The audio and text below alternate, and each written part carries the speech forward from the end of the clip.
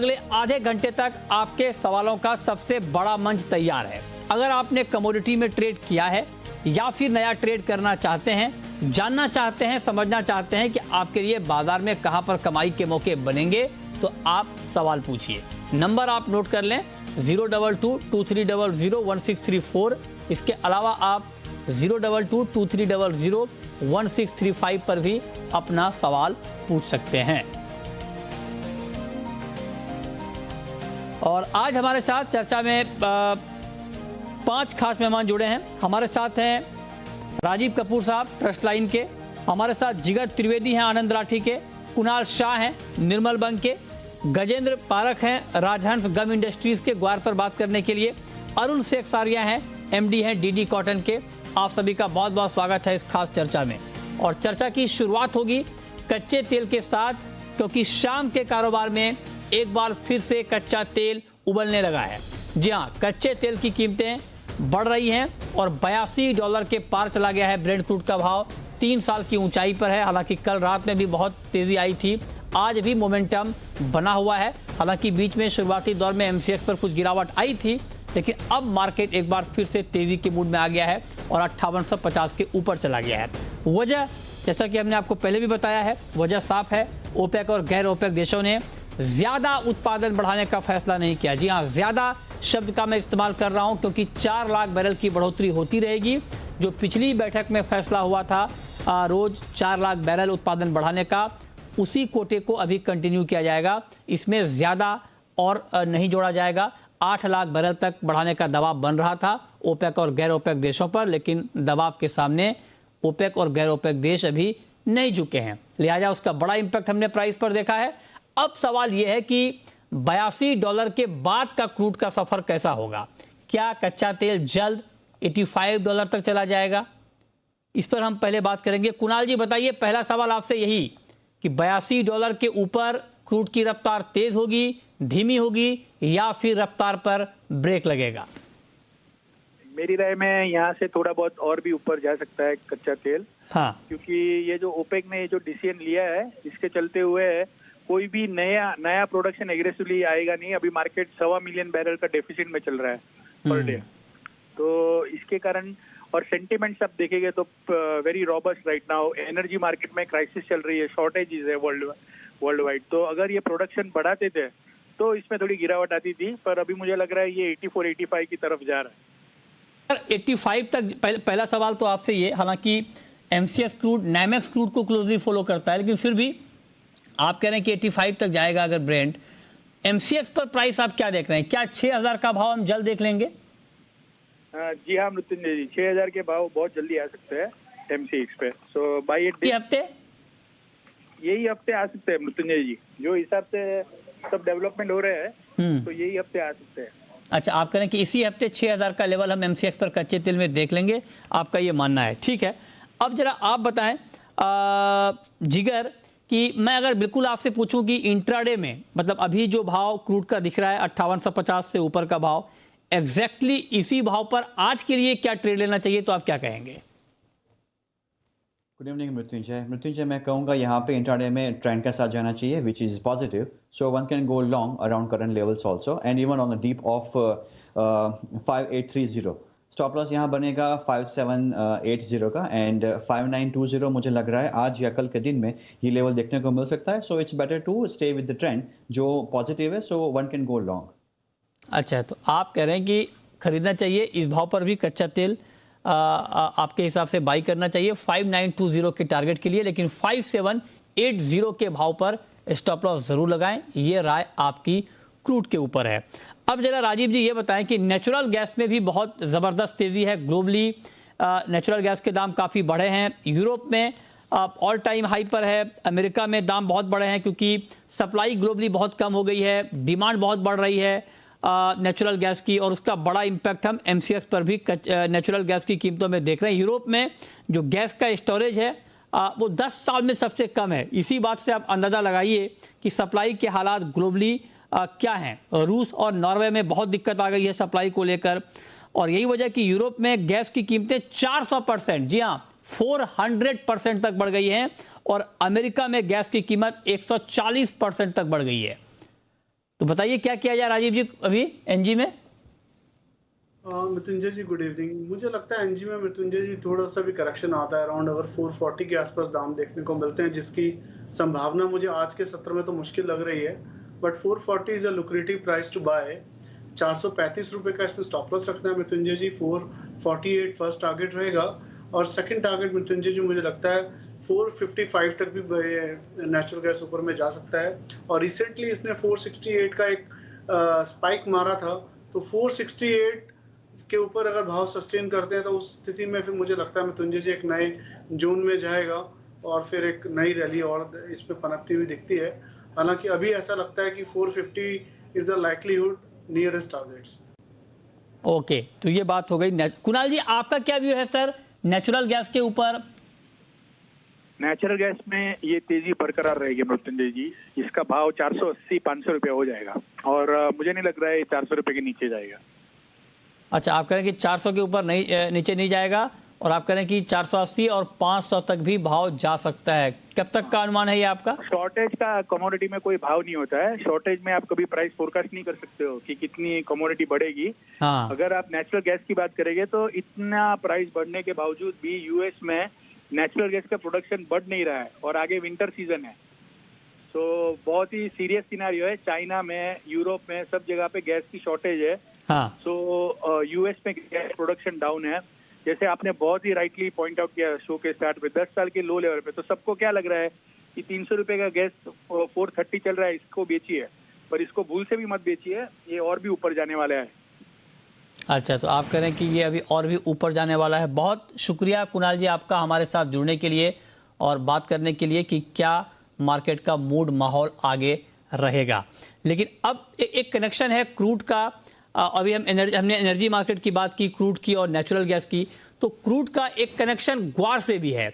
और ग्वार से ऐसा कनेक्शन है कि ग्वारगम की जब एक्सपोर्ट डिमांड बढ़ती है तो उसका कनेक्शन क्रूड से जोड़ा जाता है कि क्रूड का प्रोडक्शन कैसा हो रहा है। और अमेरिका में जब ड्रिलिंग एक्टिविटी, जब क्रूड उत्पादन बढ़ाने का कामकाज तेज होता है, तब वहाँ पर ड्रिलिंग में चूंकि ग्वारगम का इस्तेमाल होता है, तो अगर वहाँ पर ड्रिलिंग ज़्यादा होती है तो गम की डिमांड बढ़ती है। और आप देखिए कि आज गम में अच्छी तेज़ी आई और एक बार फिर से ग्वारगम का भाव 10,000 के ऊपर चला गया एनसीडीएक्स पर, और ग्वारसीड में भी 4% का उछाल हमने देखा।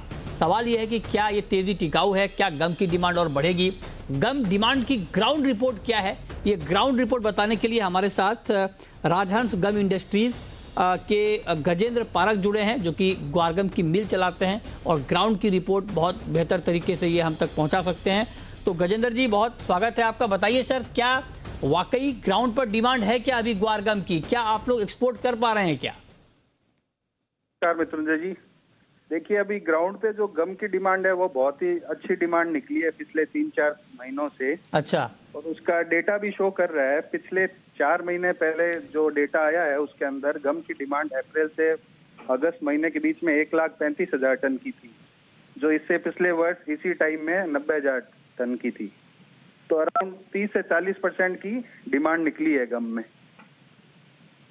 आप कह रहे हैं कि डिमांड अभी ग्वारगम की बढ़ी है, तो ये जरा बताएं कि जो ग्वारगम की डिमांड बढ़ रही है, क्या हमारे पास अभी ग्वारगम का पर्याप्त स्टॉक है, चाहे वो पुराना स्टॉक हो या फिर अब, हालांकि अभी पुराना स्टॉक ही होगा, नया स्टॉक धीरे धीरे क्रिएट होगा, तो क्या हमारे पास कैरी ओवर स्टॉक इतना है ग्वारगम का उस डिमांड को मीट करने के लिए? गजेंद्र जी देखिए ग्वारगम का कैरी फॉरवर्ड स्टॉक तो अभी है, लेकिन वो उस डिमांड पे डिपेंड करेगा। अगर डिमांड एक्स्ट्राऑर्डिनरी डिमांड जो 2011-12 में जो डिमांड आई थी, अगर वैसी डिमांड आ जाती है तो शायद मुश्किल होगा उसकी पूर्ति करना। और बताएं गजेंद्र जी, कितना स्टॉक है अभी ग्वारगम का हमारे पास पुराना, और कितनी डिमांड आप देख रहे हैं एक्सपोर्ट की? ग्वारगम का अभी ऑल ओवर इंडिया अगर स्टॉक बात करें तो कम से कम 2.5 से 3 लाख टन का स्टॉक ग्वारगम का होना चाहिए, ग्वार और ग्वारगम मिला के। अच्छा, और एक्सपोर्ट डिमांड क्या एक्सपेक्टेड है? एक्सपोर्ट डिमांड पिछले साल 2.5 लाख टन की थी, तो इस साल हम 3.25 लाख टन की एक्सपोर्ट डिमांड मान। अच्छा, तो आप कह रहे हैं कि डिमांड बहुत अच्छी है तो कट टू कट रहेगा, मतलब ओवर सप्लाई के हालात नहीं बनेंगे, जो बात आप कह रहे हैं, ठीक है। तो ऐसे में आप लोग क्या एक्सपेक्ट कर रहे हैं ग्वारगम का प्राइस? देखिए मृत्युंजय जी, जो आज की जो तेजी आई है उसके पीछे मुख्य कारण तो जो कल जो उत्तरी राजस्थान में जो मौसम खराब हुआ उससे ग्वार की फसलों में, जो ग्वार की फसल अभी पकी हुई है उत्तरी राजस्थान में, तो उन पे बारिश होने से उस फसल को काफी नुकसान हुआ है और क्वालिटी भी खराब होगी। तो उस वजह से जो आज की तेजी आई है, और ये तेजी मुझे लग रहा है कि आने वाले टाइम में कंटिन्यू रहनी चाहिए।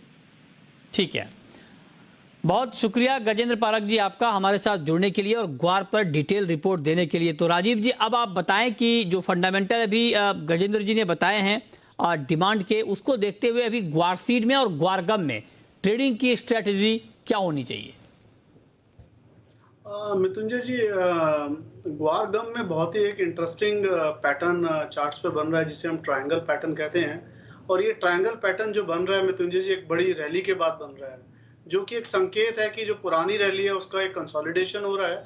और जनरली अगर एक रैली के बाद एक ट्रायंगल पैटर्न डेवलप होता है तो वो कॉन्टिन्यूएशन, मतलब पुरानी तेजी को दोबारा कॉन्टिन्यूटी में दिखाता है। तो चांसेस ये हैं कि यहाँ से ग्वार गम के ऊपर जाने के चांसेस बहुत ज्यादा हैं, और फंडामेंटल्स ऑलरेडी गजेंद्र जी ने बताए हैं। और तकनीकी तौर पे भी मुझे लगता है मृत्युंजय जी, ये 11,000 11,500 तक ग्वार गम ऊपर में टच कर सकता है। और नीचे में मृत्युंजय जी 9500 रुपए के नीचे अगर ये टिकता है तो हमारा ये पैटर्न का फिर हो जाता है। तो अच्छा। मोटे मोटे तौर पे 9500 रुपए का स्टॉप लॉस और 11,000 का लक्ष्य बनता है पोजिशनल बेसिस पे ग्वार गम में। ओके, 11,000 का लक्ष्य ग्वार गम में है। ग्वार सीड में आपका लक्ष्य जिगर? मृत्युंजय, मुझे लग रहा है गुवार सीड नवंबर यहाँ पे हम खरीदारी करके चल सकते हैं। 5900 5850 का स्टॉप लॉस लेके 6000 के लिए यहाँ पे खरीदारी की जा सकती है। ओके, ठीक है, तो ये राय ग्वार सीड और ग्वारगम के ऊपर है। लेकिन अब बात करते हैं हम कॉटन की। जी हाँ, कॉटन की कीमतों में भी बड़ी तेजी आई है और रिकॉर्ड ऊंचाई पर है एमसीएक्स पर कॉटन का भाव 28,990 है। जी हाँ, ये कॉटन का नया भाव आज हमने देखा है एमसीएक्स पर, और फाइनली करीब 0.2% की मजबूती के साथ 28,810 के स्तर पर क्लोजिंग हुई है। हमारे साथ बातचीत करने के लिए अरुण सेखसारिया साहब हैं, एमडी हैं डीडी कॉटन के। अरुण जी, बहुत स्वागत है आपका। सप्लाई को लेकर दिक्कत बताई गई थी, जो महाराष्ट्र में बारिश हुई उससे क्रॉप डैमेज की भी आशंका है, तो क्या ये जो फंडामेंटल सामने थे उसके आधार पर जितनी तेजी आनी चाहिए थी वो तेजी आ चुकी है, पूरी हो गई है या और बाकी है? सबसे पहले तो ये तेजी क्यों आई ये समझ में नहीं आ रहा है, नंबर 1। नंबर 2, आज हिंदुस्तान की क्रॉप अभी शुरुआत ही हुई है और हाँ। अभी तक अराइवल है स्टार्टिंग फ्रॉम लास्ट 2-3 हफ्ते से कम से कम 7-8 लाख आठ की अराइवल आई है। क्रॉप की कंडीशन अभी भी 350 360 की संभावना है। आज जो नुकसान की बात कर रहे हैं, एक आप इतिहास निकाल लीजिए, जब भी बरसात ज्यादा हुई है उस साल क्रॉप बढ़ी है, कमती नहीं हुई है। इस साल जो अर्ली सोइंग हुई थी, जहाँ पे इरिगेटेड वाटर का जहाँ पे मिल रहा था वहाँ पे सोइंग हुई, वहाँ पे जरा डैमेज की संभावना है। बट जो रेन वाटर के बाद में जो सोइंग हुई है वहाँ पे ईल्ड बढ़ने की बहुत ज्यादा संभावना है, नुकसान की संभावना नहीं है। तो मेरे हिसाब से क्रॉप के अंदर कोई कमी नहीं है लास्ट ईयर से। और बाजार के अंदर जो आज जो आप बता रहे 28,800 रुपए का 880 का भाव है, उसके अंदर और फिजिकल प्राइस में कम से कम 2 से 2,500 रुपया पर गार्ड का फर्क है। अच्छा। तो आज can this market sustain this price? ये बड़ा इंटरेस्टिंग बात आपने बताई है सेखसारिया साहब। आप कह रहे हैं कि फिजिकल मार्केट में दाम बहुत कम है कंपेयर टू फ्यूचर मार्केट, तो आपको लगता है कि ये तेजी फंडामेंटल के खिलाफ है और ये तेजी ठीक नहीं है?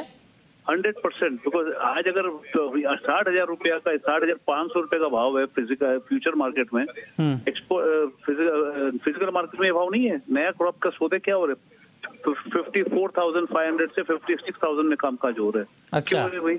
आज उनको नहीं दिख रहा 60,000 का भाव, पर ये भाव सस्टेनेबल नहीं है। सो ये तो एक स्पेकुलेशन का जरिया है जो एक पकड़ में आ गया, but it can not sustain this, it can not sustain. अच्छा, आप कह रहे हैं कि ये टिकेगा नहीं? ओके, ये नहीं टिक सकता है। अभी आप देखिए, मैं ज्यादा एमसीएक्स का समझता नहीं हूँ, बिकॉज मेरे को स्पेकुलेशन में नहीं, I am a physical player, and physical के अंदर lot of cotton is going to come, lot of cotton. Okay, चलिए, बहुत शुक्रिया सेखसारिया साहब आपका हमारे साथ जुड़ने के लिए और कॉटन पर ये डिटेल व्यू देने के लिए। चलिए, अब हम शुरू करते हैं सवाल जवाब, और पहला सवाल इस वक्त लेकर हमारे साथ जुड़ रहे हैं राजेश। पूछिए Rajesh ji. Good evening sir. Good evening, पूछिए। सर, मैंने ग्वार सीड 6150 में बाय किया था अक्टूबर कॉन्ट्रैक्ट। अच्छा, 6150 पे आपने ग्वार सीड बाई किया है। तो तो सर फ्राइडे को केडिया जी ने बोला कि ये 52-53 रह जाएगा, तो उसको मैंने कल 5740 रुपए में सेल कर दिया और वापस फिर मैंने अभी 5950 रुपए में 5 लॉट बाय किए हैं। अब क्या करना चाहिए मेरे को? बताइए राजीव जी, 5950 पर इन्होंने बाई किया है ग्वार, क्या इनको अभी रुकना चाहिए, बने रहना चाहिए, क्या सुझाव आपका? बिल्कुल मृत्युंजय जी, रुके रहना चाहिए। देखिए, जब तक 5700 के नीचे भाव सस्टेन नहीं करते हैं तब तक एक इम्पोर्टेंट लेवल का नीचे में ब्रेकडाउन नहीं होगा। तो 5700 का स्टॉप लॉस जरूर मेंटेन करके चले और काफी ज्यादा चांसेस है कि भाव जो है 6000 से 6100 रुपए तक के छू सकते हैं आने वाले 2-3 दिनों में। ठीक है, राहुल हैं हमारे साथ, पूछिए Rahul ji. Sir good evening. Good evening, पूछिए। सर मेरा सरसों पे सवाल है, मैंने 8800 रुपए पे अक्टूबर वायदा 5 लॉट बाय किए हुए हैं, क्या करना चाहिए सर? 8800 पे आपने बाई किया है? 8810 पे। अच्छा राजीव जी बताइए, क्या हालांकि इनका जो लेवल है बाइंग का उससे भाव काफी नीचे है, तो क्या इनको रुकना चाहिए क्या अभी? मृत्युंजय जी 8200 रुपए का स्टॉप लॉस मेंटेन करके रुक सकते हैं। इनके 8800 के भाव तो मैं नहीं बता सकता आएंगे नहीं आएंगे, बट एक बार इन्हें 8650 तक दिखेगा तो एक एग्जिट मिल सकता है जिसमें इनका नुकसान थोड़ा कम हो सकता है। अच्छा, बट 8200 का स्टॉप लॉस जरूर रखें। ठीक है। अंकित हैं हमारे साथ जुड़ रहे हैं। अंकित, पूछिए अंकित जी। गुड इवनिंग मृत्युंजय, मुझे कॉपर और जिंक पे आज शाम के लिए आउटलुक जानना था। कॉपर जिंक बताइए जिगर। कॉपर में अभी करीब 1% की गिरावट है, जिंक का मार्केट भी दबाव में है, तो कॉपर और जिंक ये दो काउंटर, राजीव जी आप ही बता दें, जिगर से भी हमारा संपर्क टूट गया है। कॉपर और जिंक में क्या करना चाहिए सर? जी मृत्युंजय जी, अभी कॉपर हमें लगता है कि नीचे में 707 रुपए तक और टूट सकता है, 706 रुपए तक, तो बिकवाली करके चल सकते हैं। रफली 712 के आसपास स्टॉप लॉस रखना है, 715 से ऊपर का, और टारगेट रखना है मृत्युंजय 706 रुपए का। ओके ठीक है, तो ये राय हो गई आपकी कॉपर और जिंक के ऊपर। चलिए आगे बढ़ते हैं, अब रुक करते हैं कुछ और कमोडिटी का और देखते हैं कि वहाँ पर क्या हलचल हो रही है। लेड में क्या व्यू है आपका राजीव जी? मृत्युंजय जी, लेड में भी एक आज गिरावट देखने को मिली है, बट नीचे में एक सपोर्ट है मृत्युंजय जी, रफली 178 177 के आसपास। तो एक दफा ऐसा लगता है कि जो आज की गिरावट है वो अराउंड 175 178 के आसपास जाके थमनी चाहिए। तो अभी फिलहाल यहाँ से 2 से 2.5 रुपए की और नीचे जाने की गुंजाइश लेड में दिखती है। ठीक है, ओके। नेक्स्ट कॉलर जिगर हैं हमारे साथ गुजरात से, पूछिए जिगर जी। सर मैंने 46,700 पे 2 लॉट गोल्ड सेल किया है, तो 500 तक आ जाएगा। 46,700 पे 2 लॉट गोल्ड सेल किया है, ओके ठीक है। बताइए राजीव जी। मृत्युंजय जी, थोड़ा गोल्ड बुलियंस पे थोड़ा नेगेटिव असर तो दिख रहा है, जैसे दोनों ही दबाव में है। मुझे लगता है कि 46,500 तक दाम नीचे में आने चाहिए गोल्ड के, और इनको स्टॉप लॉस रखना चाहिए 46,950 का। ठीक है, अनुराग हैं हमारे साथ एमपी से, मध्य प्रदेश से, पूछिए अनुराग जी। नमस्ते सर। सर मैंने सर स्वेटन खरीदा है अक्टूबर 15 का 6,400 रुपए में, 10 तारीख को सर कटना है सर, बहुत लॉस चल रहा है सर, क्या करूं सर? बताइए राजीव जी, क्या करना चाहिए इनको? मृत्युंजय जी, थोड़ी पुल बैक रैली दिखती है आज, सोयाबीन में थोड़ा सा सुधार देखने को मिला है, तो एक बार 5750-5800 तक के दाम आ सकते हैं। ठीक है, तो आप करें कि थोड़ी तेजी और इसमें बढ़ सकती है, इस पर आप नजर रखें। अच्छा, जिगर त्रिवेदी हैं, चलिए अभी आगे बढ़ते हैं, और जिगर त्रिवेदी जी हमारे साथ एक बार फिर से जुड़ चुके हैं। जिगर जी, आप जरा बताएं कि आपकी मेटल में कोई टॉप पिक आज शाम के लिए? मृत्युंजय, मुझे लग रहा है यहाँ पे कॉपर में बिकवाली करके चल सकते हैं। कॉपर अक्टूबर अगर 711 के आसपास मिले, वन कैन गो शॉर्ट। 714 का यहाँ स्टॉप लॉस लेके 705 के टारगेट के लिए यहाँ पे बिकवाली की जा सकती है। चाइना का जो भी मैन्युफैक्चरिंग पीएमआई आया था वो सपोर्टिव नहीं है मार्केट के लिए अभी भी। So I think overall sentiment base metals में वीक है, specially copper and nickel. I am comfortable going short in copper. अच्छा, तो आप कह रहे हैं कॉपर में अभी शॉर्ट टर्म के लिए शॉर्ट करना चाहिए, 711 के आसपास का है भाव। बहुत शुक्रिया जिगर जी आपका, और आपका भी राजीव जी। लेकिन राजीव जी ये बताएं कि आपका कोई डिस्क्लेमर सर, जो अभी आपने कॉल दी है? मृत्युंजय जी, जितने भी हमने कॉल्स दिए हैं अपने हमारे रिसर्च डिपार्टमेंट द्वारा बनाई गई हैं और हमारी मतलब पर्सनली मेरी कोई पोजीशन नहीं है, हमारे द्वारा क्लाइंट्स को दिया हुआ तो उनकी पोजीशन। ओके जिगर, आपका डिस्क्लेमर। जो भी कमोडिटीज में हमने डिस्कशन किया है, कोई पर्सनल ट्रेड नहीं है, क्लाइंट को रेकमेंड किया होगा। चलिए, बहुत शुक्रिया आप दोनों का जुड़ने के लिए, बताने के लिए कहाँ पर कमाई के मौके बनेंगे।